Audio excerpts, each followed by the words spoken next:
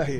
त्यांनी मेहनत केली 5 वर्ष आणि 2024ला विरोधी पक्षनेता होईल अशा प्रकारचं त्यांनी संख्याबळ निर्माण केलं. तीच परिस्थिती ह्या महाराष्ट्रामध्ये आहे. महाविकास आघाडीने सुद्धा पुढल्या 4 वर्षामध्ये मेहनत करावी आणि आपला विरोधी पक्षनेता कसा काय 2029ला येईल यासाठी प्रयत्न करण्यापेक्षा जर त्यांनी आमच्यावर आरोप केले तर ते योग्य नव्हे. आज विरोधी पक्षनेता जरी नसेल तरी काय सभागृहाचं कामकाज चालत नाही का? तब्बल 58 सदस्य त्यांचे आहे आणि हे सुद्धा नाकारता येणार नाही.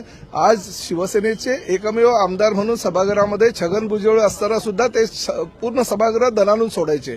यांच्याकडे तब्बल 58चं संख्याबळ असताना जर हे घाबरत असतील तर ते योग्य नव्हे. आणि शेवटी काल मुख्यमंत्री आणि उपमुख्यमंत्र्यांनी सांगितलेलंच आहे की विरोधी पक्षनेता देण्याची जबाबदारी ही सरकारची नसते किंवा मुख्यमंत्री किंवा उपमुख्यमंत्र्यांची नसते.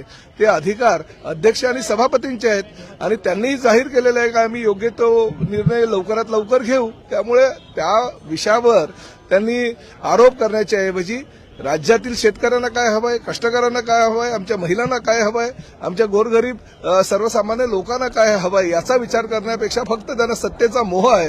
विरोधी पक्षनेत्याची खुर्ची मिळावी, त्यांचा बंगला मिळावा, त्यांचं कॅबिन मिळावं यासाठी जर ही लोक भांडत असतील तर ते योग्य नव्हे. भास्कर जाधव आणि तुमची काल भेट झाली, काय नेमकं भेट झाली? नाही बघा, नगरविकास राज्यमंत्री असताना भास्कर जाधवांकडे मी सातत्याने जायचो माझ्या विधानसभा मतदारसंघातली कामं घेऊन. आणि शेवटी आमदार हा मंत्र्यांकडे जातच असतो. तो भले कुठल्या पक्षाचा आमदार आहे आणि कुठल्या पक्षाचा मंत्री हे बघत नाही. भास्कर जाधवांच्या मतदारसंघामध्ये एसटीच्या विषयक काही अडचणी आहेत. त्यांना कुठेतरी एसटी चालू करायची आहेत आणि एसटी महामंडळाच्या अंतर्गत किंवा परिवहन सेवेच्या अंतर्गत जर त्यांना माझ्याकडनं काही मदत पाहिजे असेल तर या सभागृहातील ज्येष्ठ सदस्य म्हणून मी त्यांना 100% मदत करेन. परंतु त्याचा आणि ऑपरेशन टायगरचा हा ताळमेळ जर तुम्ही कुणी लावत असाल तर ते योग्य नाही. ऑपरेशन टायगर चालू आहे ही वस्तुस्थिती आहे, पण त्याचा आणि भास्कर जाधवांचा आणि माझ्या भेटीचा काही अर्थ लावू नये. लवकर पक्ष प्रवेश करतील अशी काय शक्यता नाही, मला त्याबद्दल काय माहिती नाही. विकास विभागानं 2 एकर सायांची जमीन ही विश्व हिंदू परिषदेला दिली. त्यामुळे विरोधक असं म्हणतात की एकनाथ शिंदे यांनी भाजपच्या कशात जमीन नाही बघा, क्रीडापटू असू द्या, ह्या राज्यातील काही वैद्यकीय महाविद्यालय असू द्या, ह्या राज्यातील काही चांगली महाविद्यालय असू द्या, शैक्षणिक संस्था असू द्या, पत्रकारांची संघ असू द्या.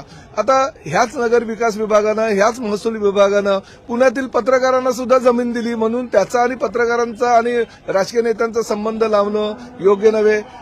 विश्व हिंदू परिषदेला सामाजिक कार्यासाठी जर जमीन नगरविकास विभागानं दिली असेल तर त्याचा आणि नगरविकास खात्याच्या मंत्र्याचा असा समन्वय साधणं किंवा असा जर आरोप करत असणं ते योग्य नव्हे. मग त्यांनी पत्रकारांनी दिले, आम्ही जी पत्रकारांना नाममात्र दर नाही, जवळजवळ मोफत जमीन ही पुण्याला दिलेली आहे. मग त्याचा विषय काय ते लोक